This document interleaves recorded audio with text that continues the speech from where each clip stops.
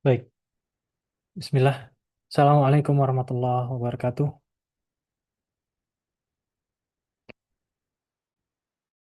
Suara saya terdengar sudah jelas? Jelas. Oke, baik. Alhamdulillah. Salatu wassalamu ala rasulillah. Amma ba'd.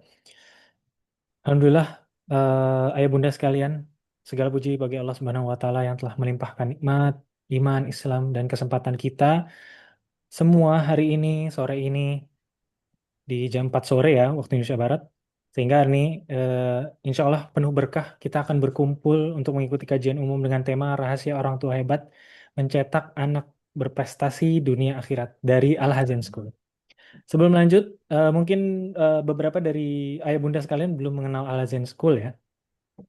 Al-Hazen School ini merupakan sekolah dasar keislaman yang memiliki 4 kurikulum utama, yaitu kurikulum nasional, kurikulum nasional plus, keislaman, dan teknologi yang senantiasa berpegang teguh kepada Al-Quran dan Sunnah. Al-Azhar School berkomitmen untuk membentuk generasi Rabbani yang cerdas secara akademik, tapi juga memiliki karakter yang mulia.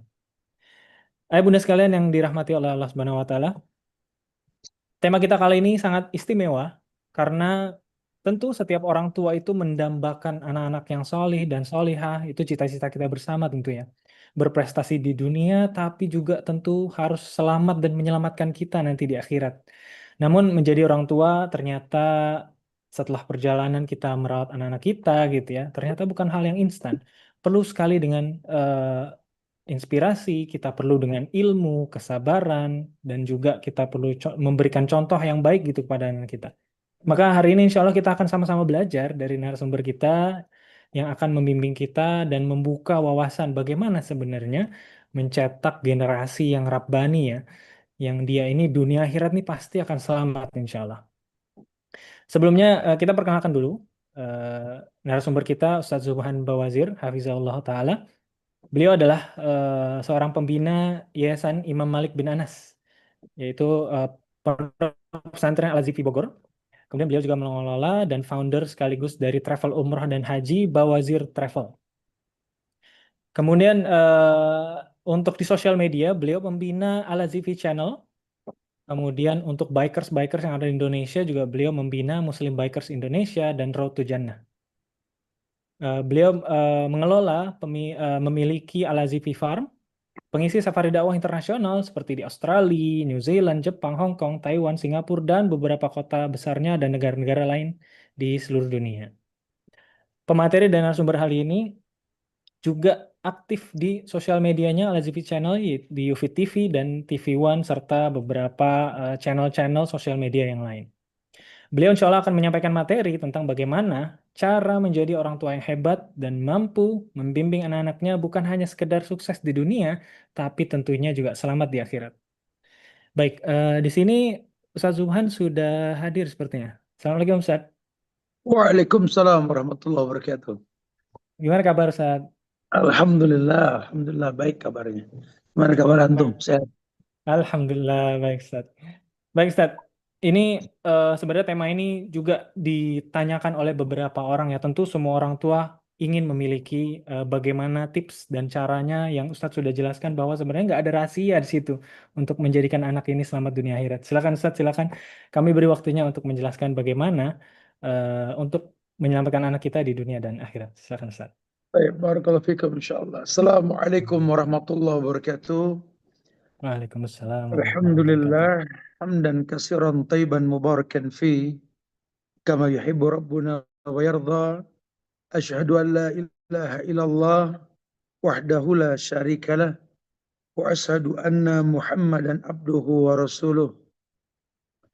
Amma ba'du fa in asdaqal hadisi kitabullah wa khairal huda huda Muhammadin sallallahu alaihi wasallam wa syarrul umuri muhdasatuha wa kulla muhdasatin bid'ah wa kulla bid'atin dhalalah wa kulla dhalalatin finnar. Ma'asyiral muslimin wal muslimat, sidang majelis kajian online Zoom Al-Hazen School yang semoga Allah selalu berikan keberkahan dunia dan akhirat. Alhamdulillah, kita bersyukur pada Allah di sore hari ini. Allah kumpulkan kita di hari Jumat ba'da asar di tanggal 26 September 2025 ini untuk sama-sama meluruskan niat. Secara online kita akan kajian Zoom bersama Al-Hazan School insyaAllah. Iya, kita akan membahas satu bab tentang rahasia orang tua hebat. Mencetak anak berprestasi dunia dan akhirat. Sebenarnya dalam agama kita nggak ada rahasia gitu loh. Karena bayanatil hukum. Kata Nabi, hukum telah dijabarkan. Al-halal bayyin wal haram bayyin wa umru bainahuma mustabihat. Halal jelas, haram pun jelas, syubhat pun jelas. Bahkan memang sudah termaktub dalam Quran dan Sunnah tentang kesempurnaan agama ini. Ya maklumlah, kita yang sudah menuntut ilmu kita tahu bahwa Allah berfirman di ayat-ayat terakhir ayat Rasulullah itu, Al-yawma akmaltu lakum dinakum wa atmamtu alaikum ni'mati wa raditu lakumul Islam madinah. Ini bentuk kesempurnaan. Pada hari ini kusempurnakan bagimu agama. Sehingga seluruh hal yang berkaitan dengan agama telah disampaikan. Telah sempurna. Ya, maka jangan pernah kita membuat sesuatu yang baru berkaitan dengan agama. Dan mencetak generasi robbani, mendidik anak-anak kita berprestasi dunia dan akhirat ini merupakan bagian dari ibadah. Alasannya apa? Anak itu kan titipan ilahi. Bukankah peruntukannya sama? Wa ma khalaqtul jinna wal insa illa liya'budun. Allah nggak menciptakan jin, Allah nggak menciptakan manusia kecuali untuk beribadah. Kenapa?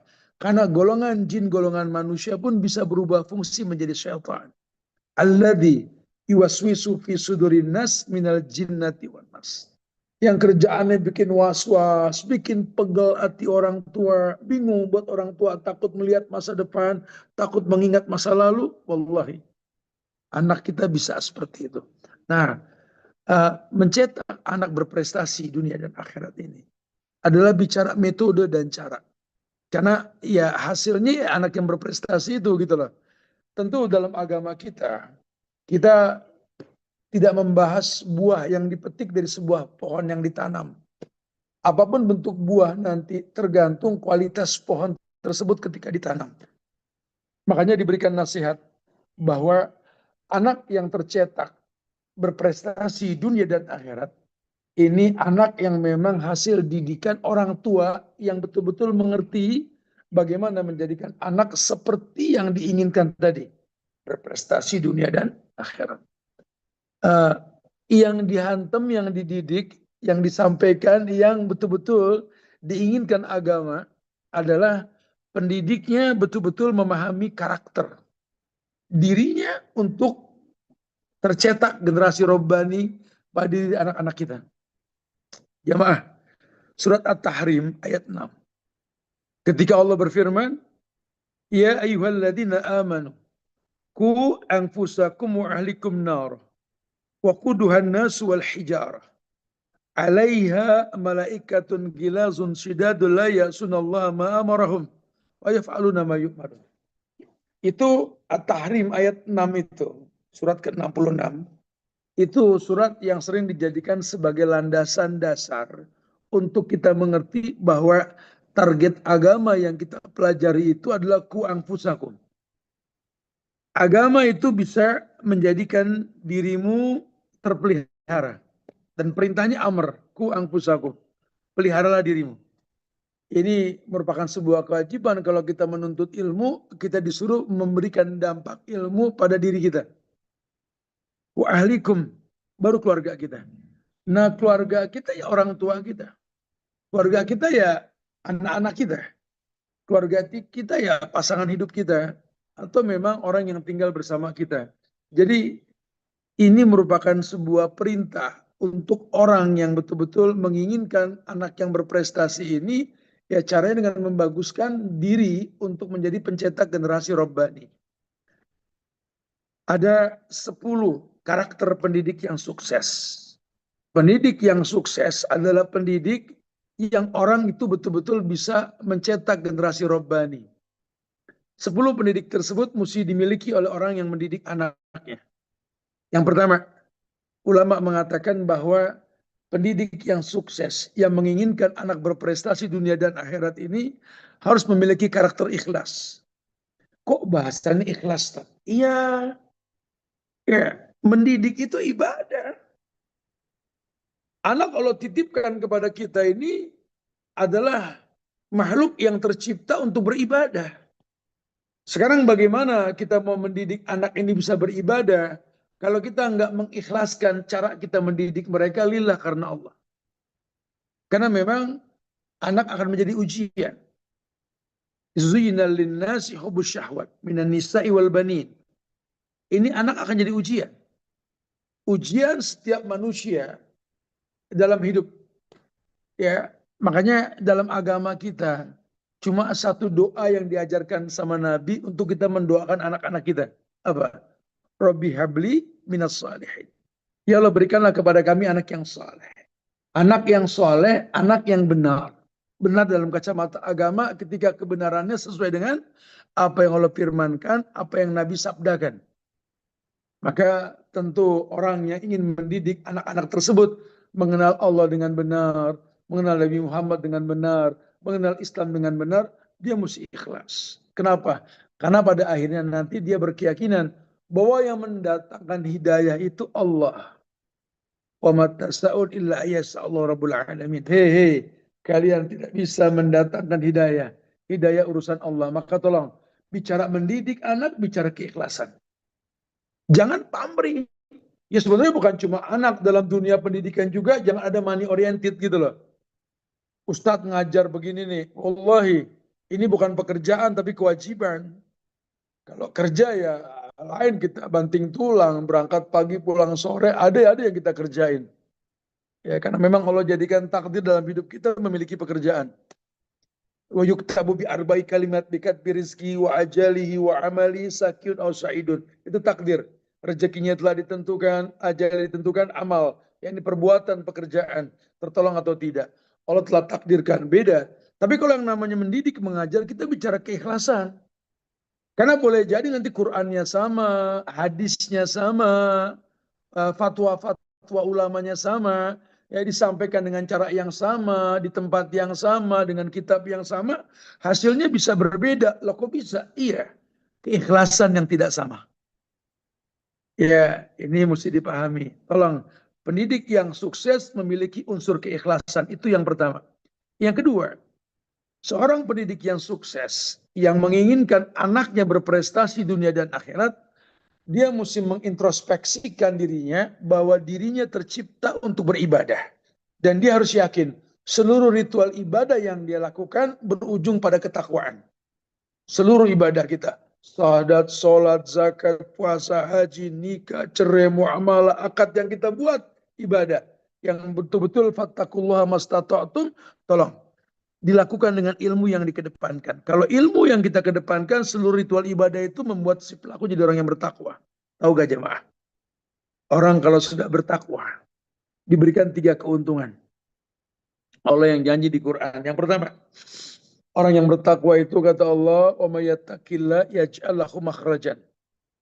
Orang yang selalu bertakwa dimanapun dia berada. Karena kalimat "wa may yattaqillah" itu sifatnya mudhari', sedang dan selalu. Sifatnya continuous tense. Dimanapun, kapanpun dia bertakwa. Artinya dia beribadah dengan benar, ibadah membuat dia bertakwa. Iya, Allah bilang, yaj'al lahu makhrajan. Dimanapun dan kapanpun akan kuberikan solusi. Kita mendidik ini akan bertemu dengan masalah. Dan masalah itu membutuhkan jawaban. Jawaban itulah yang Allah janjikan dengan ketakwaan yang kalian miliki yang namanya makhrajan. Yang kedua, orang yang bertakwa itu kata Allah, yaj'al lahu min amrihi yusran. Allah akan berikan kemudahan dalam setiap problematika yang dia hadapi. Yaj'aluhu min amrihi yusran. Iyalah. Hidup ini kan ujian. Hidup ini kan cobaan. Di dalamnya ada ujian dan azab. Yang namanya cobaan itu kan berkait dengan jumlah yang besar. Cobaan besar. Kalau kecil namanya cobain. Ya, ya, kita bertakwa kepada Allah. Tidak mengurangi ketakwaan kita. Allah bilang, yaj'alahu apa ya, min amri yusran. Allah akan berikan pada setiap permasalahan adalah kemudahan. Yang ketiga, orang yang bertakwa kepada Allah, Allah yang mengatakan dengan tegas, kata Allah, wa may yattaqilla yaj'al lahum furqanan. Allah berikan furqan. Jamaah tahu furqan apa? Furqan itu kemampuan untuk membedakan yang hak dan yang batil. Furqan itu kemampuan membedakan yang hak dan yang batil. Nah, ya hari gini kita bisa terjebak oleh casing, primer. Framingnya anak-anak sekarang, generasi yang nggak sama dengan kita lah. Ya, baik dia mungkin generasi Gen Z, skena, atau apalah nama-nama generasi sekarang lah. Kadang-kadang gaya hidup lifestyle-nya sama kita nggak sama. Wah, kita orang tua kalau nggak punya furqan terjebak dalam perbedaan yang menonjol antara kita dengan anak. Ayo, orang-orang tua, baguskan ibadah dengan ilmu yang dikedepankan. Jadi orang yang bertakwa dengan ritual tersebut. Allah akan berikan 3 kemuliaan tadi. Makhrajan, kemudahan yusron, dan furqan. Yang ketiga, pendidik yang sukses, yang menginginkan anak berprestasi dunia dan akhirat, ya wajib berilmu. Wajib berilmu. Kan rumah tangga yang kita masuki itu kan lambang kemampuan. Man istata'a minkumul ba'ah, yang sudah mampu untuk menikah. Lambang kemampuan. Dan orang mampu itu karena berilmu. Ya Allah sendiri yang mengatakan kul hal yastawil ladina ya'lamuna wal ladina la ya'lamun. Apakah sama orang yang berilmu dengan yang tidak berilmu? Ya jelas beda. Jelas beda. Ya, disampaikan di awal tadi, boleh jadi bahasannya sama, kitabnya sama, ya menyampaikannya di tempat yang sama dan dengan cara yang sama, tapi hasilnya bisa berbeda, iya, karena keilmuan beda sekali. Dan Nabi juga memilih nggak semua sahabat yang diberikan radhiyallahu anhum oleh Allah diutus untuk mengajar ke beberapa tempat, enggak, tentu ilmu yang mesti dikedepankan. Karena ilmu inilah yang membuat Allah akan titipkan banyak keberkahan dalam hidup orang yang berilmu. Apalagi ilmu agama. Ya, al-ilmu nur. Wa nurul la yuhdalil asi. Ilmu itu cahaya Allah. Dan cahaya Allah nggak mungkin datang ke orang yang bermaksiat.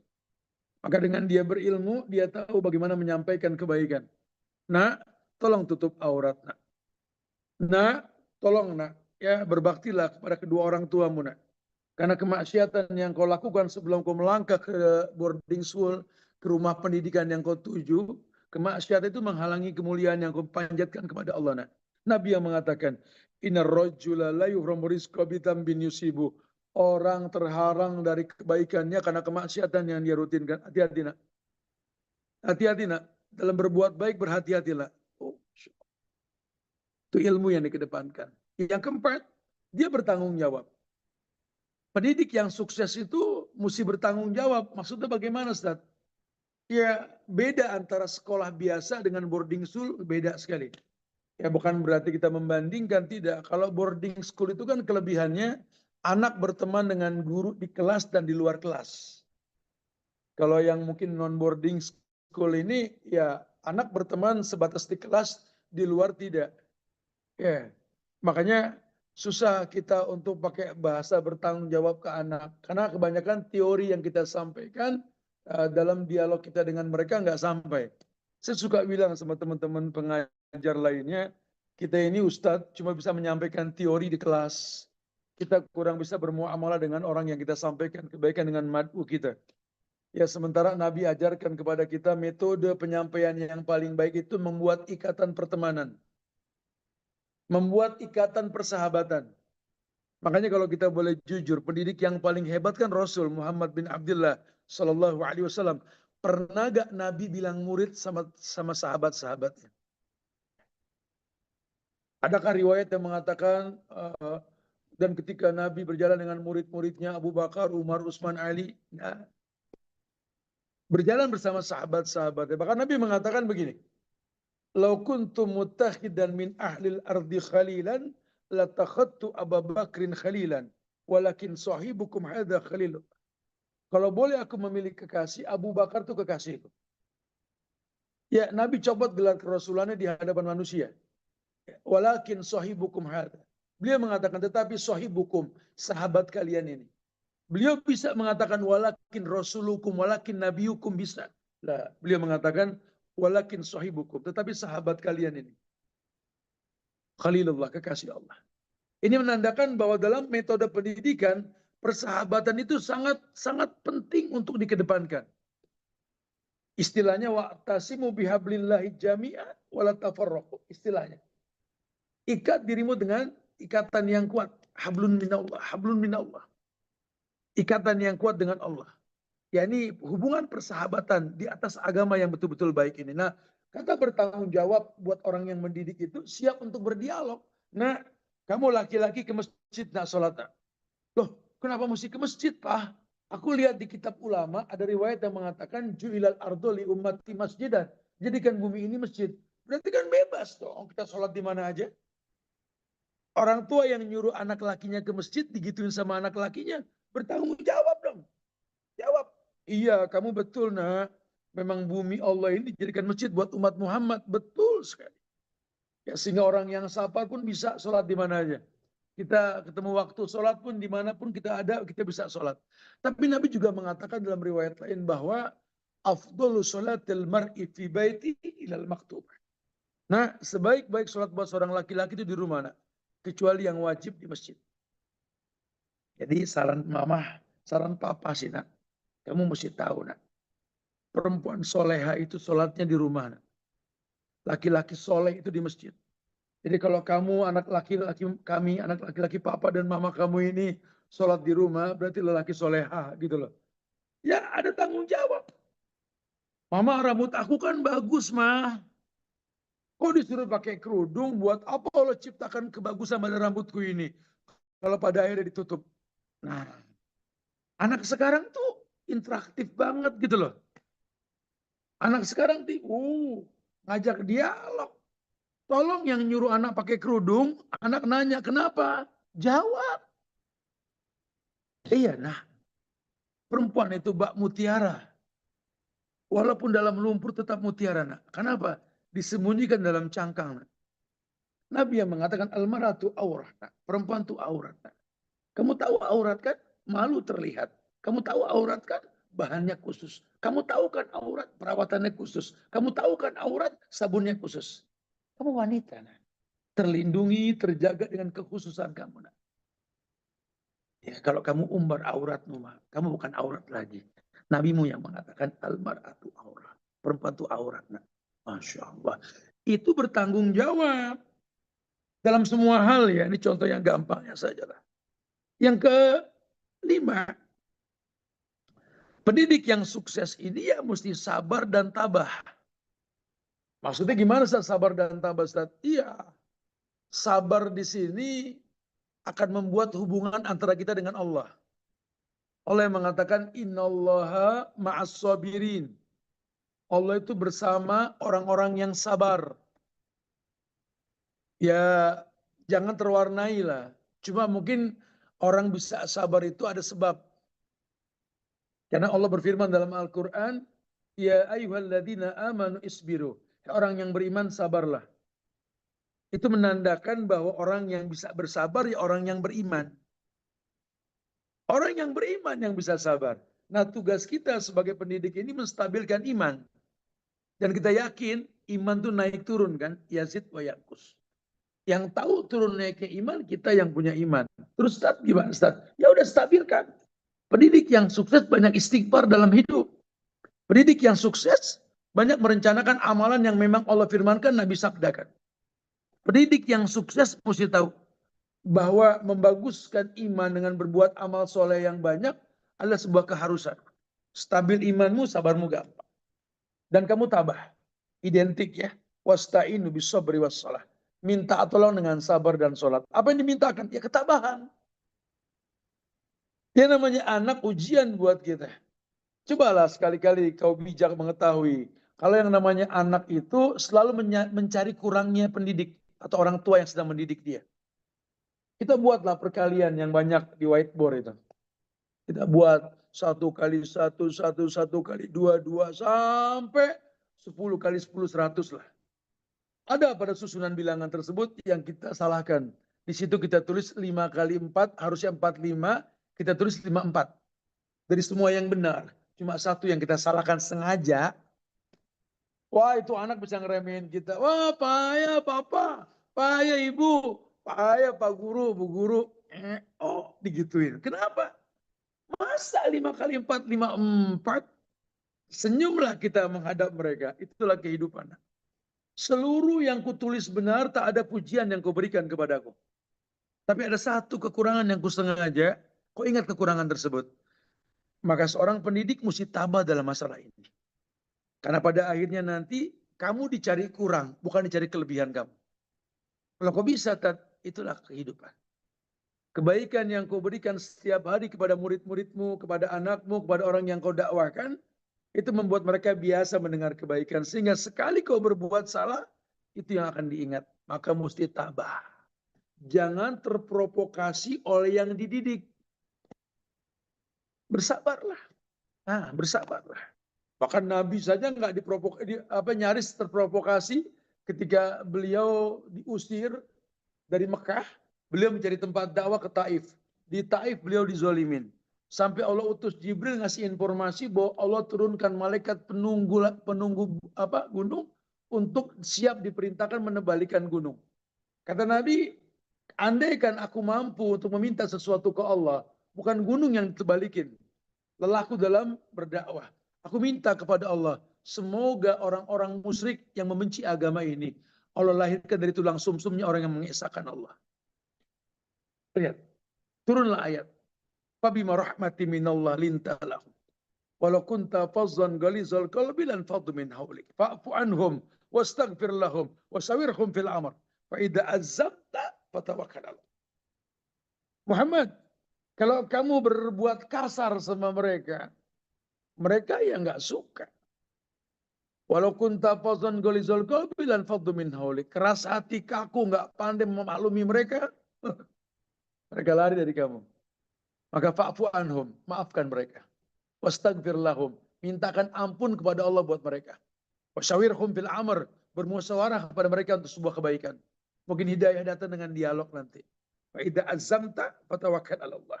Kalau kau nanti berbulat tekad, ya tawakalkan sama Allah. La yadurukum man dhalla idza ihtadaitum. Enggak ada yang berbahaya kalau Allah sudah bantu kamu ya Muhammad. Yang keenam, pendidik yang sukses itu ya mesti lemah lembut dan tidak kasar. Ya, kita tahu dalam kelembutan tersebutlah Allah datangkan kebaikan. Allah nggak mendatangkan kebaikan selain pada kelembutan yang orang miliki. Kekerasan, kekakuan kita mendatangkan keburukan. Dan memang karakter penghuni surga itu kan koribin hayin sahlin. Koribin gampang akrab, hayin lembut sahlin mudah. Ya, nggak ada kekasaran, ya. Nggak ada keburukan dalam menyampaikan kebaikan. Lembut, tidak kasar. Orang senang dibaikin. Pandai-pandailah untuk merangkai kata, memperhatikan gerak fisik kita dan bentuk body language kita kepada orang yang kita didik supaya dia senang. Apalagi kita hidup di zaman sekarang ini, anak yang suka melihat bukan mendengar. Maka kebayang kalau kita nggak bisa mempertontonkan gerak tubuh yang baik, body language yang baik, ya akhirnya kita nggak bisa membuat sebuah tontonan baik yang menuntun gitulah. Kemudian yang ketujuh, penyayang, ar-rahimun. Sebagaimana dikatakan sama Nabi, ar-rahimun yarhamuhumur rahman. Irhamu man fil ardi yarhamukum man fis sama. Ar-rahimun, yakni orang-orang yang memiliki karakter penyayang. Yarhamuhumur rahman. Maka ar-rahman Allah akan mencintai menyayangi mereka. Irhamu man fil ardi yarhamukum man fis sama. Kau cinta dengan yang di bumi, yang di langit mencintaimu. Allahu Akbar. Masya Allah. Subhanallah. Yang kedelapan, lunak dan fleksibel. Seorang pendidik ini mesti seperti karet, bukan besi. Karena yang namanya karet paham kondisi. Fleksibel lah. Ya, hati-hati kita dalam mendidik ini jangan sampai kita ini nggak fleksibel. Ya, memang kita tahu ya ada beberapa hal yang memang jelas diharamkan dan dihalalkan. Cuma dalam mendidik ini kita mesti tamahal liahi. Perlahan-lahan. Nggak bisa langsung. Karena kalau tidak nanti nggak sampai dakwah. Kita tahu kalau melihat kemungkaran, rubah dengan taat. Ya. Banyak sekali orang-orang yang sudah hijrah sampai dakwah kepada mereka, melihat guru-guru mereka mendakwahi orang yang sedang berbuat bid'ah. Wah, gurunya bisa kena tahjir. Antum malah ngajar di tempat orang sedang maulidan. Antum malah datang menyampaikan dakwah ke orang-orang yang sedang tahlilan. Lah memang dakwah di situ. Kalau Anda datang ke tempat antum yang sudah tahu akidah dan tauhid, namanya kajian bukan dakwah. Ya, jangan hakimi guru Anda yang datang menyampaikan kebaikan karena memang Allah perintahkan, Nabi yang sampaikan, idza ra'a minkum munkaran falyughayyir biyadi. Kadang lihat kemungkaran jangan diam, robah dengan tangan. Wa illam yastati fabilisani, kalau memang tangan bergerak nggak dipandang, ya lisan ajak dia dengan kebaikan. Masih nggak berubah juga, jangan berhenti berdoa. Jangan diam dengan kebatilan. Makanya fleksibel bukan menghalalkan perbuatan tersebut, cuma sense of belonging kita gitu loh. Ada kepedulian dalam permasalahan ini. Ini nggak bisa dibiarkan. Mesti kita sampaikan, mesti kita dakwahi gitu loh. Sehingga kita fleksibel. Ya, datang ke tempat tersebut dengan tujuan untuk mengingatkan. Ya sampai-sampai kalau kita melihat sesuatu yang nggak baik saja, dikatakan al-ulalak walaysa lakasani. Yang pertama nikmat, yang kedua tergantung niat. Dahsyat ya, agama ini Masya Allah. Ya, makanya luruskan niat dalam menyampaikan kebaikan, lunak dan fleksibel. Kita nggak menghalalkan yang diharamkan, cuma kita akan merespon keburukan yang dirutinkan untuk kita islah dengan cara yang Islam sampaikan. Lihatlah bagaimana teknik Nabi mengirim Mu'az bin Jabal datang ke negeri Ahlul Kitab, negeri Yaman. Ahlul Kitab, Yaman itu isinya Nasrani, Yahudi. Masya Allah. Kau akan datang ke negeri Ahlul Kitab. Innaka ta'ti qauman min ahlil kitab. Faliyakun awwala ma tadu syahadatu alla ilaha illallah. Yang pertama kau sampaikan syahadat. Jangan ngomong masalah musik, jangan ngomong masalah isbal, jangan ngomong masalah yang mereka perbuat. Omongin dulu tentang syahadat. Kenapa? Setelah ini kau akan berkata qala Allah wa qala Rasul, dan mereka mesti tahu siapa Allah, siapa Rasul. Kalau mereka patuh, alimhum biar Allah tardu alim khamsus salawat. Jangan ngomong yang lain. Kalau mereka sudah patuh dengan syahadat tadi, ajarkan sholat 5 waktu. Jangan ngomong yang lain, sholat aja dulu. Fa'inhum ata'uka lidzalik. Kalau mereka sudah patuh dengan yang 5 waktu sholat tadi, a'limhum bi'an Allah tardu alim sadaqah. Ajarkan sedekah, zakat. Tukhadu min agniyaihim wa turadu ala fuqaraihim. Diambil dari orang yang kaya, diberikan sama yang miskin. Nabi nggak nyuruh ngomong perbedaan dulu. Nabi nggak nyuruh ngomong-ngomong yang lain. Pokoknya dulu deh. Syahadat, sholat, sedekah dulu. Baru kita sampaikan ilmu. Nah ilmu itulah yang membuat mereka jadi baik ke depan. Bukan kita yang membuat mereka baik. Karena Allah yang menurunkan hidayah melalui kita. Lunak dan fleksibel. Yang kesembilan, jangan gampang marah. Hukum asal agama ini liyuzhirahu ala dini kulli. Hukum asal agama ini mewarnai, bukan diwarnai. Maka orang Islamnya mewarnai, bukan diwarnai. Apa kata Nabi dalam sebuah riwayat yang sahih? Al-mu'minu alladhi yukhalitun nas wa yasbiru ala ma'adahum afdalu minal mu'minil ladzi la yukhalitun nas wa la yasbiru ala ma'adahum. Orang beriman yang baik imannya mau bergaul dengan orang yang kurang baik imannya, bersabar ketika bergaul sama yang kurang baik imannya, lebih mulia ketimbang orang beriman baik imannya tapi nggak mau bergaul. Perhatiin tuh. Masya Allah. Subhanallah. Tapi kalau kita memang resikonya kita bakal terwarnai, jangan. Cuma tetap keutamaan orang yang mewarnai ketimbang orang yang nggak mau mewarnai. Ya. Tolong. Ya dalam dakwah ini jangan gampang terprovokasi oleh orang yang sedang kita dakwahi. Fa'fu anhum wastaghfir lahum wasyawirhum fil amr. Dan yang terakhir yang terpenting ini. Pendidik yang sukses itu mesti betul-betul dekat ya, namun berwibawa. Dekat namun berwibawa. Iya. Dimana kita tahu orang-orang yang mendidik ini dia mesti dekat dengan yang dididik. Tadi bahasa saya sebagaimana Nabi sabdakan, beliau menggunakan bahasa persahabatan kepada teman-temannya. Padahal semuanya murid Nabi. Anak didik Nabi. Nabi nggak pernah bilang murid sama mereka. Selamanya sahabat-sahabatku. Ini para ustadz, para guru, ayo biasakan berteman dengan orang yang kita dakwahi. Jangan merasa jadi guru buat mereka.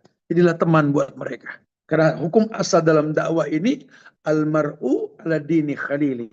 Orang itu tergantung agama temannya. Masya Allah. Ya subhanallah.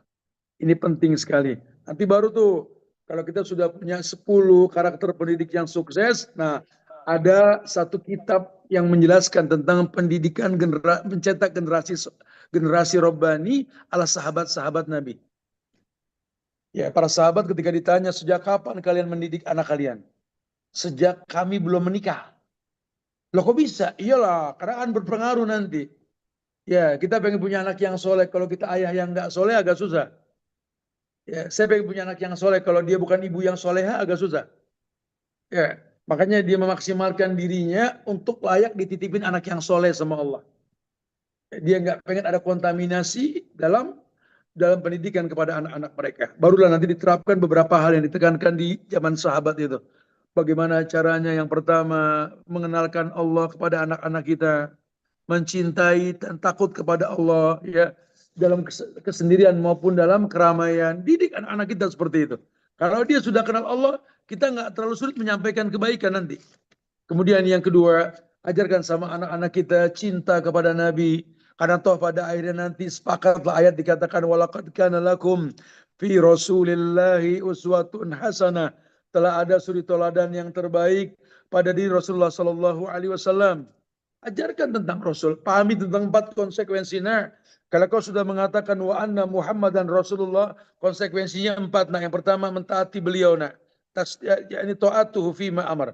Yang kedua, ijtinabu bima naha alaih, menjauhkan semua yang Nabi larang, nak. Yang ketiga, tasdiquhu fima akhbar, percaya dengan yang Nabi kabarkan walaupun sifatnya gaib. Dan yang keempat yang terpenting, nak, la ya'budallah illa bima syara'a alaih, jangan pernah kau beribadah tanpa contoh Rasul.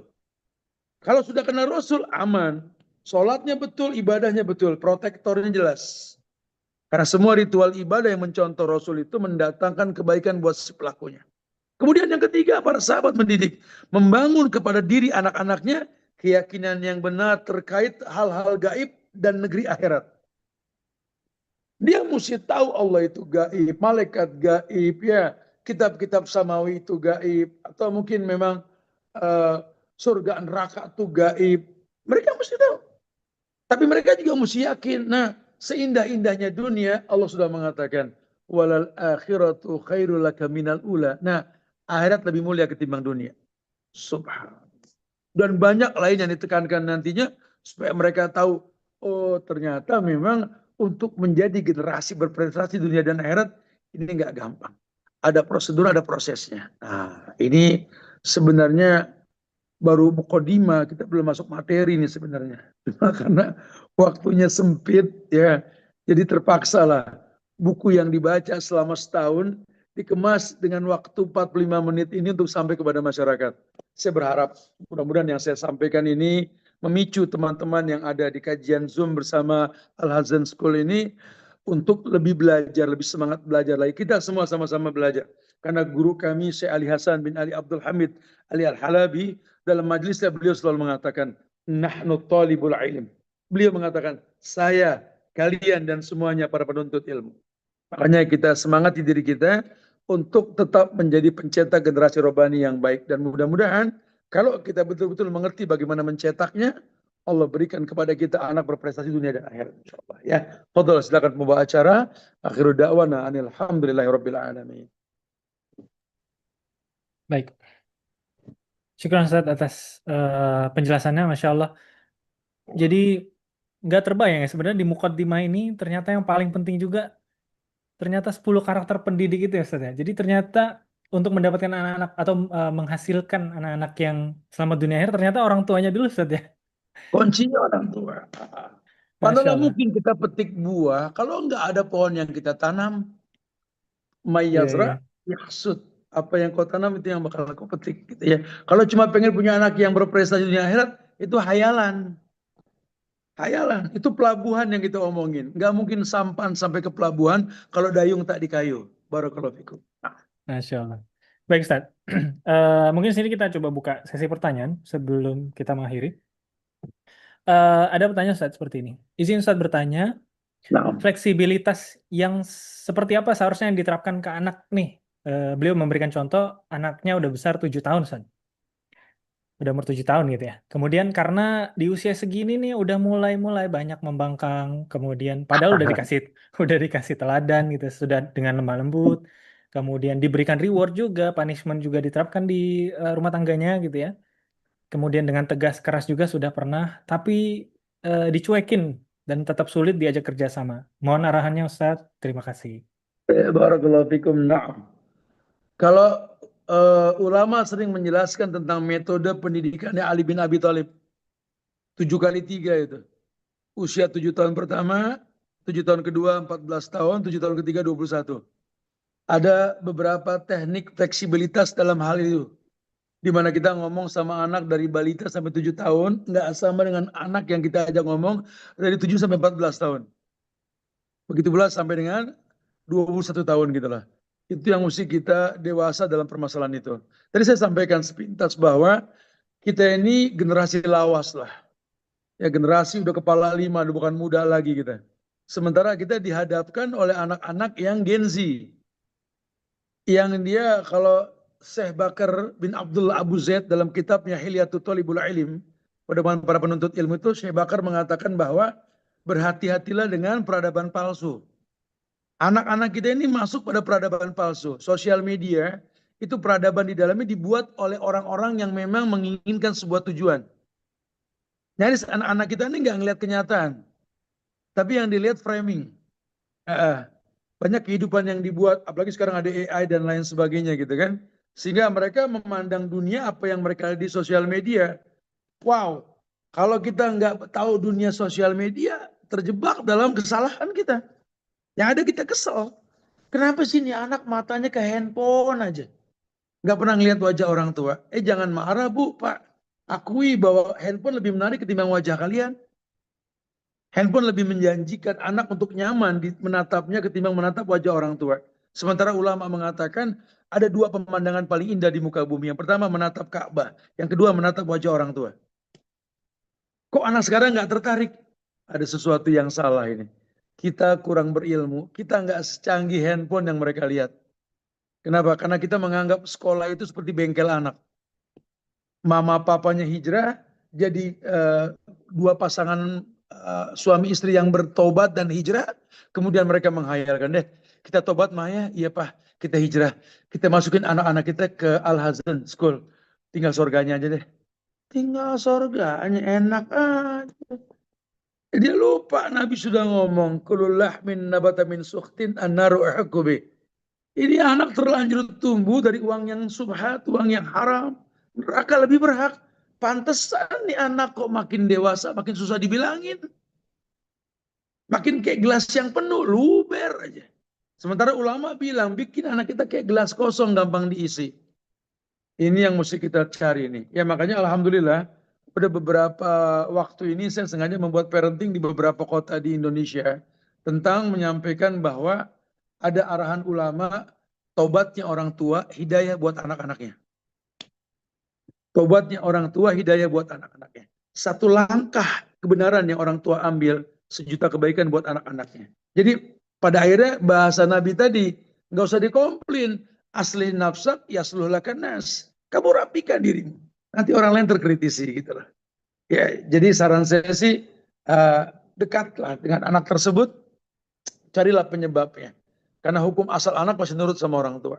Kalau dia nggak nurut pasti ada yang salah. Mungkin metode penyampaian, atau jangan-jangan kita membuat gerakan yang ditonton sama dia menuntut pada sesuatu yang negatif. Allah.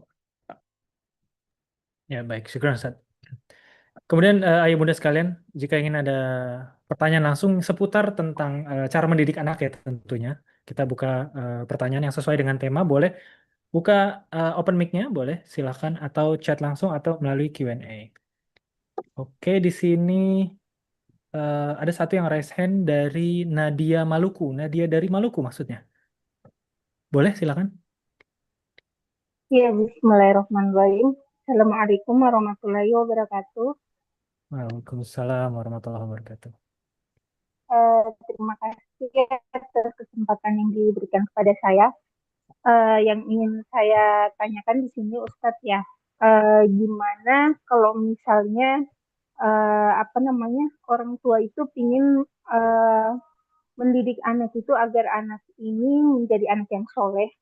Tapi pendidikan itu apa namanya yang mengerti tentang parenting itu misalnya cuma seorang istri saja, tapi seorang suami itu karena misalnya dengan alasan mencari nafkah, alasan kerja mencari nafkah, kemudian sampai tidak ada waktu misalnya untuk mau belajar gitu ya.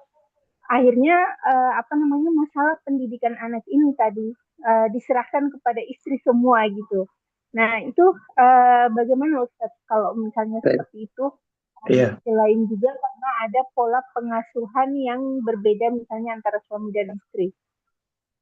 ya, ya, terima kasih ya, Ibu Nadia dari Maluku. Barakallahu fiik, insyaallah. Nah, iya, makanya tadi saya baru kasih bahasa, ini baru mukadimah belum mendetail sebenarnya. Nanti ada detailnya begini, bahwa memang kita menyiapkan metode pendidikan sejak kita belum menikah. Ya salah satunya adalah bagaimana menjadi seorang suami yang pandai memilih madrasah buat anak-anaknya. Ya, bahwa ini permasalahannya bukan kamu yang didik atau saya yang didik, bukan. Justru tujuan kalian berumah tangga ini kan mukasirun bikumul umam yaumal qiyamah, memperbanyak umat. Kalian akan menikah, bisa laki jadi suami yang baik, perempuan jadi istri yang baik. Kalau kedua suami istri baik, anak-anaknya baik. Mereka tahu bahwa anak yang dititipkan sama Allah ini untuk dibesarkan, untuk beribadah kepada Allah. Makanya si suami mencari perempuan yang memang menjadi madrasah, dan agama sepakat mengatakan al-ummu madrasatul ula. Ibu itu sekolah yang utama untuk anak-anaknya. Tapi bukan berarti ayah berlepas tangan. Ya, memang ayah bukan pendidik. Cuma ayah lah yang menyuplai pada pendidikan tersebut agar anak besar dengan pendidikan yang baik gitu lah. Di mana nanti akan ada dialog antara ayah dengan ibu untuk berbicara perkembangan anak. Walaupun nanti pada akhirnya tetap Islam menyarankan ya perempuan yang ngomong. Jangan sampai terdominasi oleh ayah ketika menyampaikan kebaikan. Bukan berarti ayah lepas tangan. Tetap ada laporan kepada si pemilik madrasah atau suami. Karena kalau istri dikatakan sekolah, ya suami dikatakan mudir sekolah tersebut. Dia mesti tahu apa yang telah disampaikan sama istrinya. Karena dalam pendidikan nggak ada dualisme pendidikan. Bahkan kalau bisa, kalau si istri sedang mendidik dan suami tahu pendidikannya betul, terkesan tegas dan agak sedikit galak di telinga gitu, jangan ditimbrungin, biarin. Masih dalam tahapan wajar gitu loh. Ya. Kalau mau mengislahnya pun ketika anak sudah nggak ada, lain kali kamu nggak usah pakai mukul, nggak usah pakai ngebentak anak. Sebaiknya gini gini gini. Sudah betul yang kamu sampaikan. Suami tahu. Karena yang fatal nanti ketika terasa kok istri cuma sendiri mendidik anak, suaminya kayak lepas tangan. Ini rumah tangga yang salah. Ini panjang urusannya nih. Imam mungkin sejak awal dia nikah nggak tahu tujuan pernikahan, atau mungkin penyebab lain di mana kelelahan seorang suami di luar ini berdampak buruk pada rumah tangganya. Itu mesti didiskusikan. Biar bagaimana anak lebih diutamakan, karena anak itu aset dunia dan akhirat kita. Wallahu a'lam. Baik, syukur Ustaz. Eh, Sebelumnya mungkin untuk para ayah bunda jamaah, mohon maaf kalau misalkan pertanyaannya tidak bisa dijawab semua karena memang waktunya pendek, dan insya Allah mungkin sepertinya mukadimah ini akan dilanjut di kajian-kajian berikutnya seperti itu Ustaz ya. Saya izin baca pertanyaan lagi Ustaz. Ini dari chat.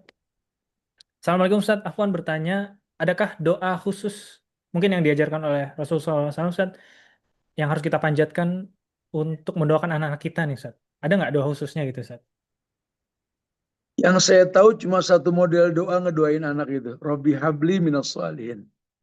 Nyaris nggak ada doa yang lain. Ada hablana min azwajina wa zuriyatina qurrata ayun, umum banget ada ya. Tapi yang lebih mendetail ya Robbi habli minas solihin.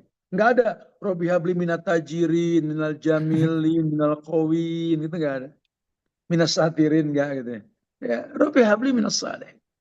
Ya secara Itu. umum, ya Allah berikan pada kami anak yang saleh.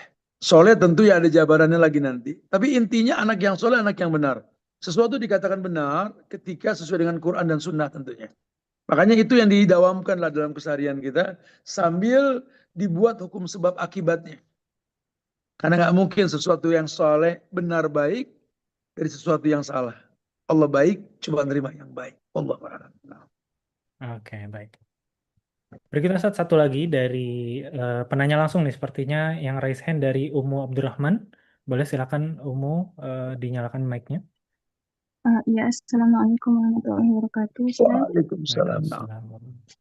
Iya, Ustaz, Afwan, Ana agak bertanya soal hal sensitif. Jadi, memang ada seorang laki-laki yang waktu SD-nya pernah dilecehkan. Contohnya disentuh bagian kemaluannya. Lalu saat beliau SMP, karena di asrama yang qadarullah asramanya ternyata banyak hal seperti itu, sempat juga di posisi berbaring dan ada yang di atas. Qadarullah sangat kecolongan saat itu sampai sekarang beliau sudah SMA dan baru bisa terbuka. Lalu setelah itu beliau jujur bahwa orientasinya mulai berubah. Beliau masih suka wanita tapi kecenderungan untuk ke prianya juga ada sehingga Ana bingung harus bagaimana mengarahkannya Ustadz. Jazakumullah khairan wa barakallahu fikum. Yakum insyaallah, yakin insyaallah. Naam. Ya belum terlambat, belum terlambat ya. Ada trauma dalam diri anak tersebut karena di masa-masa tertentu ada sesuatu yang membuat dia mendapatkan pengalaman baru yang akhirnya setan masuk melalui situ. Ya ini anak bisa dikencangkan agama sambil diruqyah. Ya, saya mendengar dari beberapa teman-teman yang biasa meruqyah ini adanya kecenderungan untuk kepada suka dengan sejenis ini, ya salah satu menyembuhkannya dengan cara diruqyah. Karena setan masuk melalui trauma itu. Dan buat dianya dijelaskan, diberikan ilmu tentang manfaat Allah menciptakan manusia dua, laki dan perempuan.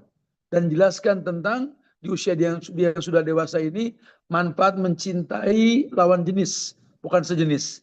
Edukasi, jangan dibiarkan, mumpung dia sudah terbuka. Sehingga dia tahu di satu saat dia jadi orang tua nanti, dia akan antisipasi itu. Supaya anak-anaknya kelak nggak mengalami yang seperti yang dia alami. Tapi alhamdulillah, dia sudah terbuka, tinggal dia dijelaskan saja. Sampai-sampai dia akan tahu nanti, biar bagaimana Allah nggak pernah salah. Memberikan kenikmatan dari lawan jenis, bukan dari yang sejenis. Allahu a'lam bishawab. Baik.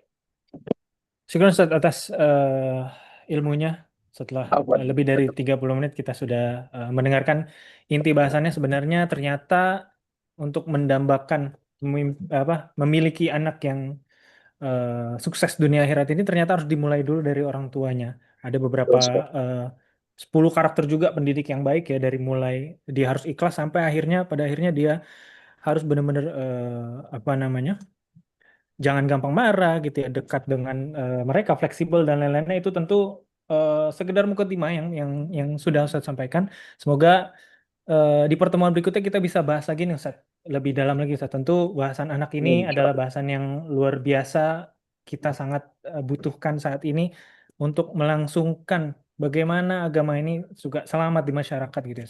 Tentu Allah ya, yang saya dengar itu Ustaz ya, untuk agama ini eh, apa, sudah sepertinya kayak orang-orang tuh sudah meremehkan gitu Ustaz. Karena memang orang-orangnya ini nggak apa ya namanya, nggak bisa membawanya di masyarakat itu dengan baik. Tentu insya Allah hari ini semua kita diberkahi oleh Allah Subhanahu Wa Taala, dan setiap anak-anak kita semoga diberkahi juga. Setiap masalah-masalah yang muncul di anak-anak kita semoga bisa menjadi wasilah juga untuk kita selalu tetap beribadah dan bersabar, dan tetap harus bertakwa kepada Allah. Seperti itu Ustaz. Ada statement terakhir Ustaz sebelum kita tutup akhiri? Barakallahu fikum insyaallah ya.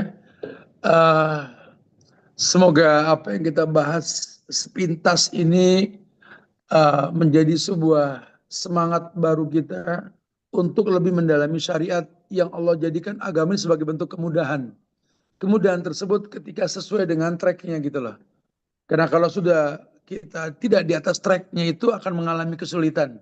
Sebagaimana Allah berfirman, wa may yushakkikir rasula min ba'di ma tabayyana lahul huda wa yattabi' ghayra sabilil mu'minin nuwallihi ma tawalla wa nuslihi jahannam wa sa'at masyara. Ya, orang yang bertolak belakang dengan apa yang Allah firmankan, Nabi sabdakan, dan dia ikuti jalan yang orang beriman tidak lakukan, risikonya dipalingkan sama Allah.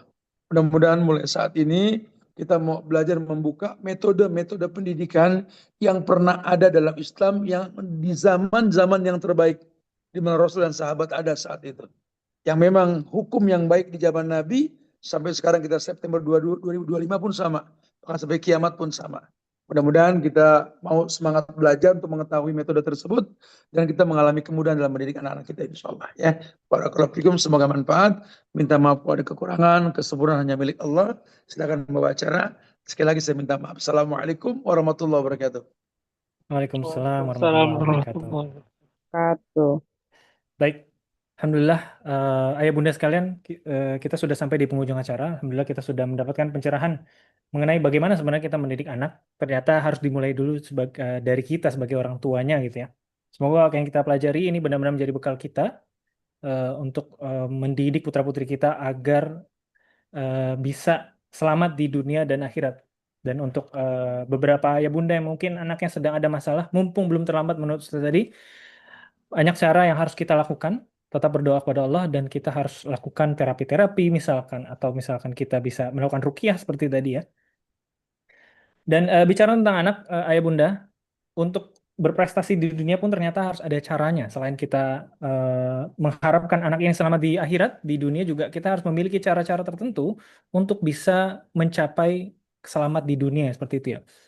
Contohnya di Al Azan School, ini kita adalah salah satu sekolah yang memiliki 4 kurikulum dipadukan, ya, kurikulum dasar, kurikulum nasional sebagai dasar, kemudian nasional plus, yang kita adaptasi dari kurikulum internasional, dan kurikulum keislaman yang membentuk akhlak mulia beserta iman yang kuat gitu ya. Kemudian yang terakhir, yang keempat, ada kurikulum teknologi agar anak kita siap menghadapi masa depan dengan skill yang relevan. Tentu kita tahu sekarang ada AI ke depannya sudah pasti udah bukan AI lagi, mungkin lebih canggih lagi gitu ya.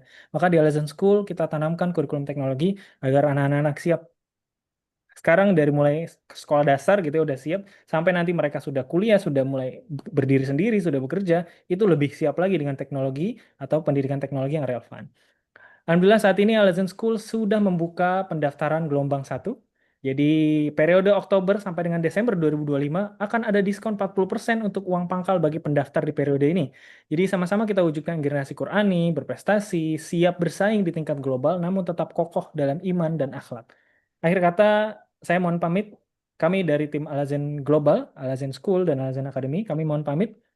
Mohon maaf kalau ada salah-salah kata.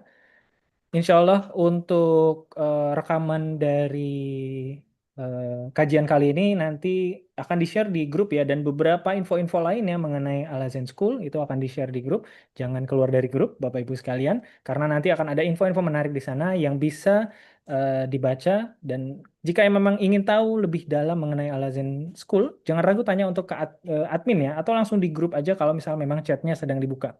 Akhir kata, kita tutup kelas ini dengan membaca doa kafaratul majelis. Subhanakallahumma wa bihamdika asyhadu an la ilaha illa anta astaghfiruka wa atubu ilaik. Sampai ketemu lagi di pertemuan berikutnya. Assalamualaikum warahmatullahi wabarakatuh. Waalaikumsalam warahmatullahi wabarakatuh.